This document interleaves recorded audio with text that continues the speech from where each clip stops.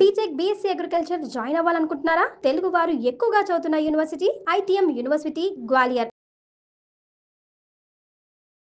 నమస్కారం గురువుగారు. శ్రీమాత్రే నమః. గురువుగారు, మనకి ఏరువాక పూర్ణిమ వస్తుంది కదండి. అవునమ్మా. మరి ఏరువాక పూర్ణమికి ఉన్న విశిష్టత ఏంటి? ఈ రోజు ఏం చేయాలంటారు అసలు? తప్పకుండా తెలియజేస్తున్నాము. ముందుగా ప్రేక్షకులందరికీ శ్రీమాత్రే నమః, శ్రీ గురుభ్యో నమః. నమస్తే అస్తు మహామాయే శ్రీపీఠే సురపూజితే శంఖచక్ర గదాహస్తే మహాలక్ష్మీ నమోస్తుతే. ఏరువాక పౌర్ణిమ, దీనిని వట సావిత్రి పౌర్ణిమ అని కూడా పిలుస్తూ ఉంటారు. ఈ పౌర్ణిమ భర్త యొక్క ఆయు ప్రమాణాన్ని పెంచుకోవడానికి, భర్త యొక్క ఆయుష్కు ఎలాంటి భంగం కలగకూడదని ప్రతి ఒక్క గృహిణి స్త్రీలు ఆచరించేటటువంటి పౌర్ణిమ ఈ యొక్క ఏరువాక పౌర్ణిమ, వట సావిత్రి పౌర్ణిమ అని పిలుస్తూ ఉంటాం. ఈ పౌర్ణిమ రోజున ముఖ్యంగా స్త్రీలందరూ మర్రి చెట్టుని పూజిస్తూ ఉంటారు. అలాగే ఆ మర్రి చెట్టుకి ప్రదక్షిణ చేసి దానికి తోరణం చుడుతూ ఉంటారు, అంటే దారం చుడుతూ ఉంటారు. ఈ దారం చుట్టడం ఏంటి అంటే కనుక బంధనం వేసినట్టు. పూర్వకాలంలో సతీ సావిత్రి యొక్క భర్త యొక్క ప్రాణాలు తీసుకుని వెళ్ళిపోతున్నటువంటి యమధర్మరాజుని ఆపడానికి సతీ సావిత్రి ఎన్నో రకాలైన ప్రయత్నాలు చేసింది. ఆఖరికి తన యొక్క భర్త ప్రాణాలు తిరిగి దక్కించుకుంది కాబట్టి ఆమె సత్యవంతురాలు, ఆమె యొక్క నిజాయితీకి ప్రతిరూపకంగా, ఆమె యొక్క భక్తికి ప్రతిరూపకంగా ఏర్పడినటువంటి పౌర్ణిమే దీనిని వట సావిత్రి పౌర్ణిమ అంటారు. అంటే తన యొక్క భర్త యొక్క ప్రాణాలను దక్కించుకున్నటువంటి రోజు ఈ పౌర్ణమి, జ్యేష్ఠ పౌర్ణమి రోజున దక్కించుకుంది కాబట్టి ఈ పౌర్ణిమకు ఇంత ప్రాధాన్యత కలిగింది. అందుకే వట సావిత్రి పౌర్ణమి రోజున చాలామంది గృహిణులు, ముఖ్యంగా స్త్రీలు ఏం చేస్తారంటే, అది కూడా ఎక్కడ దక్కించుకుంది, మర్రి చెట్టు దగ్గర దక్కించుకుంది కాబట్టి ఆ మర్రి చెట్టుకి ఎవరైతే ఆ వట సావిత్రి పౌర్ణిమ రోజున పూజలు చేస్తారో, ఎవరైతే దానికి పూజాది క్రతువులు ఆచరించి మర్రి చెట్టు కింద భోజనం చేస్తారో భర్త యొక్క ఆయు ప్రమాణం గట్టిగా ఉంటుంది. అపమృత్యు సంకేతాలు, అపమృత్యు దోషాలు ఉన్నటువంటివి ఏవైతే ఉన్నాయో భర్తకు, అవన్నీ కూడా తొలగిపోతాయి. అలాగే ఆయు ప్రమాణముతో పాటు ఈ యొక్క వట సావిత్రి పౌర్ణిమను ఏ స్త్రీలైతే మర్రి చెట్టుని పూజించి ఆ మర్రి చెట్టు కిందనే మనం భోజనం చేస్తామో ఆ కుటుంబం ఎప్పుడూ కూడా రోగాలు లేకుండా ఆయుర్వృద్ధితో ఉంటుంది అని శాస్త్ర ప్రామాణికము. అందుకే ఈ వట సావిత్రి పౌర్ణిమ రోజున మర్రి చెట్టుని పూజించాలి. అలాగే ఆ రోజున పరమేశ్వరుణ్ణి, విష్ణుమూర్తిని తప్పకుండా ఆరాధన చేయాలి. ఆ రోజున ఎవరైతే పరమేశ్వరుణ్ణి, విష్ణుమూర్తిని ఆరాధన చేస్తారో వాళ్ళకు ఇహపర సుఖములే కాకుండా శీఘ్రముగా కైవల్య ప్రాప్తి కూడా కలుగుతుంది అని శాస్త్రవచనం.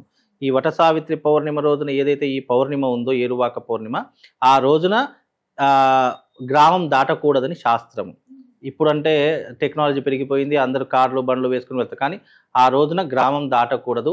ఇంట్లో ఉన్నటువంటి స్త్రీలు అక్కడ ఆ రోజున అదే ఊళ్ళో ఉండి మరుసటి రోజు గ్రామం దాటాలని శాస్త్రం అట.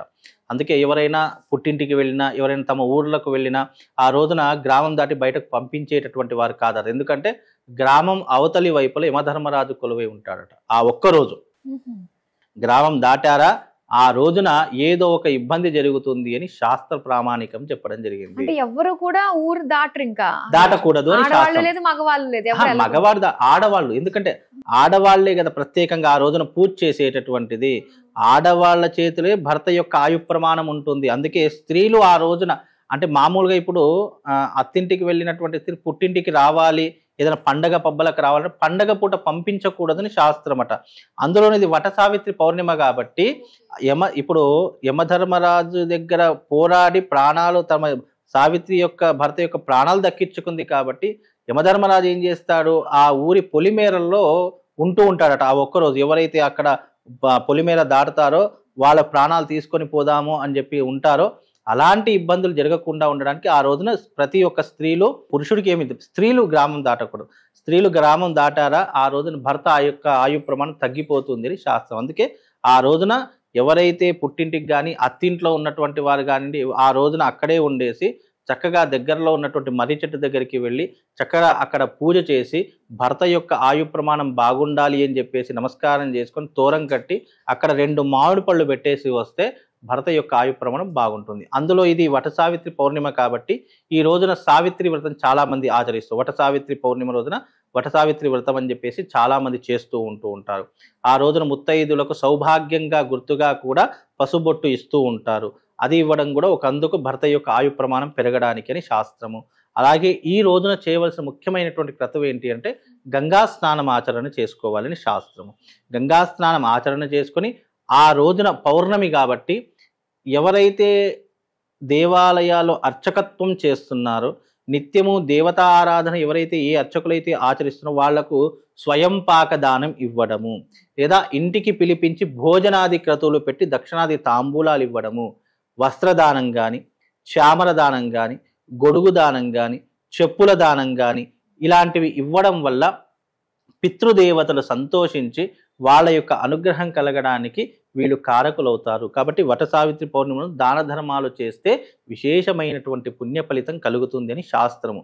అంటే ఈ పౌర్ణిమ రోజున దానం చేసిన జ్యేష్టము అంటేనే మాసాలలోకెల్లా పెద్దనైనటువంటి మాసం జ్యేష్ఠ మాసం. అందుకే మనము సంస్కృతంలో పిలవాలంటే జ్యేష్ఠపుత్రుడు, జ్యేష్ఠపుత్రిక అని పిలుస్తాం. జ్యేష్ఠ అంటే ఏంటి? పెద్దది అని అర్థము.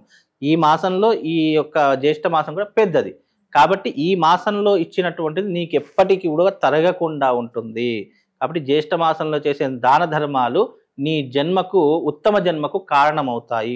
నీ కర్మను తగ్గించి, అంటే పాప కర్మను తగ్గించి పుణ్యకర్మను వెంటనే పెంచేసేటటువంటి అవకాశము ఈ జ్యేష్ఠ మాసానికి ఏర్పడుతుంది. కాబట్టి ఈ జ్యేష్ఠ పౌర్ణిమ రోజున దాన ధర్మాలు ఆచరణ చేసుకోండి. అది కూడా అర్హత కలిగినటువంటి వాడికి మాత్రమే దానం చేయండి. అనర్హుడికి దానం చేస్తే అది నిరుపయోగం అవుతుంది. అర్హుడికి దానం చేస్తే అది ప్రయోజన కారణం అవుతుంది. ఇది కూడా శాస్త్రంలో ఏం చెప్పారంటే, నువ్వు ఒకరికి దానం చేస్తున్నావు అని అంటే తీసుకునేటటువంటి అర్హత ఎదుటి వాడికి కూడా ఉండాలి. ఇచ్చే అర్హత నీకు ఎంతగా ఉందో తీసుకునేటటువంటి అర్హత కూడా ఎదుటి వాడికి ఉంటే దానం చెయ్యు, లేకపోతే దానం చెయ్యకు. దానికి బదులు పేదవాళ్ళకు దానం చేస్తే ఇంకా పుణ్యము పురుషార్థం ఎంతో కొంత వస్తుంది. కాబట్టి ఒక బ్రాహ్మడికి దానం చేస్తున్నావంటే తీసుకునేటటువంటి అర్హత కూడా ఎదుటి బ్రాహ్మడికి ఉండాలి. అలాగే ఈ పౌర్ణిమ రోజున ముఖ్యంగా అందరికీ ఒక మంత్రం చెప్తాను.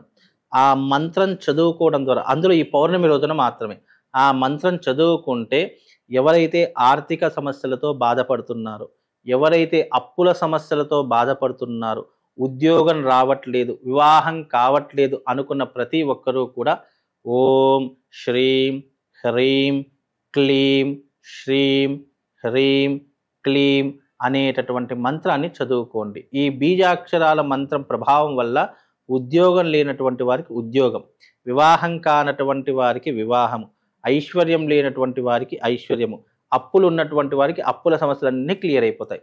ఎక్కడ చేయాలి? మళ్ళీ మర్రి చెట్టు దగ్గర నీడలోనే చేయాలి. ఎక్కడ పడితే అక్కడ చేస్తారంటే కుదరదు. ఆ రోజున భూమి మీద అతి శక్తివంతంగా మారేటటువంటి వృక్షం ఏదైనా ఉంది అంటే అది మర్రి చెట్టు అని శాస్త్రము. ఆ రోజున ఆ మర్రి చెట్టు ఏమవుతుందంటే అత్యంత శక్తివంతంగా మారిపోతుంది. మహాశివరాత్రి రోజున శివుడికి ఎంత శక్తి ఉంటుంది అని మనం విశ్వసిస్తామో, వట సావిత్రి పౌర్ణిమ రోజున మర్రి చెట్టుకి ప్రాణశక్తి వస్తుందట. ఆ మర్రి చెట్టులో పరమేశ్వరుడు, విష్ణుమూర్తి ఇద్దరు కొలువై ఉంటారట ఆ రోజున. కాబట్టి ఆ రోజున ఎవరైతే ఆ చెట్టు నీడలో ఓం శ్రీం హ్రీం క్లీం, ఓం శ్రీం హ్రీం క్లీం అనేటటువంటి మంత్రాన్ని ఉచ్చరిస్తారో మీకు అనుకున్నటువంటి కోరిక తొందరగా నెరవేరడానికి మీకు మన పరమేశ్వరుడు, విష్ణుమూర్తి ఇద్దరు కూడా అనుగ్రహిస్తారట. కాబట్టి ఈ మంత్రాన్ని మర్రి చెట్టు నీడలో చేసుకోండి, మీ ఇష్టకామ్యార్థులన్నీ తొందరగా నెరవేరుతాయి. కానీ అంత బాగుంది, కానీ మర్రి చెట్టు మనకి చాలా కష్టం, అరుదుగా ఉంటుంది కదండి. అయ్యో, చాలా చెట్లు. ఇప్పుడు మర్రి చెట్టు అంటే ప్రతి ఒక్క దేవాలయంలో ఉంటుంది. మర్రి చెట్టు ఉంటుంది, రావి చెట్టు ఉంటుంది, వేప చెట్టు ఉంటుంది, అన్ని దేవాలయాల్లో ఉంటాయి. దేవాలయాలు లేకపోతే పల్లెటూర్లలో అనుకోండి మనకు చాలా మట్టుకు కనిపిస్తాయి. సిటీలో అనుకోండి కంపల్సరీగా ఏదో ఒక దేవాలయంలో మర్రి చెట్టు ఉంటుంది. మర్రి చెట్టు ఉంటుంది, లేదంటే మర్రి చెట్టు ఊడలు ఉంటాయి, లేదంటే మర్రి చెట్టు ప్లస్ రావి చెట్టు కలిసినటువంటి కూడా ఉంటూ ఉంటాయి. లేదు అని అంటే కనుక మనకు ఎక్కడైనా మర్రి చెట్టు చూసుకొని ఆ ప్రదేశంలో కూర్చొని చేసుకున్నా సరిపోతుంది అనేది. అంటే ప్రామాణిక అట్లా పూర్వకాలంలో అట్లా లేదు కదమ్మా. ప్రతి దగ్గర మర్రి చెట్లు ఉండేటటువంటి చక్కగా పూజ చేసేటటువంటి వాళ్ళు ఇప్పుడు కూడా దొరుకుతున్నాయి. కానీ కొంతమంది చూస్తే ఏమనుకుంటారో అనే భయంతో చేయనటువంటి వాళ్ళు కొంతమంది ఉన్నారు. అది ఇక్కడ చేస్తే ఏదో ఎవరైనా ఏమైనా అనుకుంటారనేటటువంటి భయంతో చేయనటువంటి వాళ్ళు కూడా చాలా మంది. భయము మనిషిని ఎంత దిగజారుస్తుంది అంటే ఎవరో ఏదో అనుకుంటారని వీడు చేయకుండా మానేస్తాడు. అప్పుడు నష్టం ఎవరికి? వీడికే అవుతుంది. కాబట్టి మన లైఫ్ మనం బాగుండాలంటే ఎవరో ఏదో అనుకుంటారని నువ్వు అక్కడ ఆగిపోకుండా ఉంటే నీ జీవితం ఎప్పటికైనా ముందుకు వెళుతుంది. మన జీవితం మన కోసం బాగుపడడం కోసం చేస్తున్నావు, అది మనం ఆలోచన చేసుకోవాలి. ఇప్పుడు ఈ మంత్రం చేస్తే నేను బాగుంటాను అని చెప్పి నువ్వు ఎప్పుడైతే అనుకుంటావో అప్పుడు నీ జీవితాన్ని ఎవరు ఆపరు. కాబట్టి అలా చేసుకోవాలి. ఎవరో ఏదో అనుకుంటారు, అయ్యో ఇక్కడ నేను చూసుకుంటే ఉన్నవాడో లేనివాడో నాకు తెలిసిన వాడు వచ్చి ఏదో అనుకుంటాడేమో అని ఎప్పుడు కూడా ఎక్కడ డ్రాప్ అవుట్ అవ్వకూడదు. అలా అయ్యారంటే నీ జీవితం అక్కడే ఆగిపోతుంది. అంతే. అలాగే స్త్రీల సౌభాగ్యం గురించి ఇంకా చిన్న చిన్న ఏ కోరికలు ఏవైతే అవును. ఉంటాయో అవన్నీ కూడా నెరవేరుతాయి ఈ పర్టికులర్ రోజున అని చెప్పేసి మాకు తెలియజేసినందుకు ధన్యవాదాలు. శ్రీమాత్రే.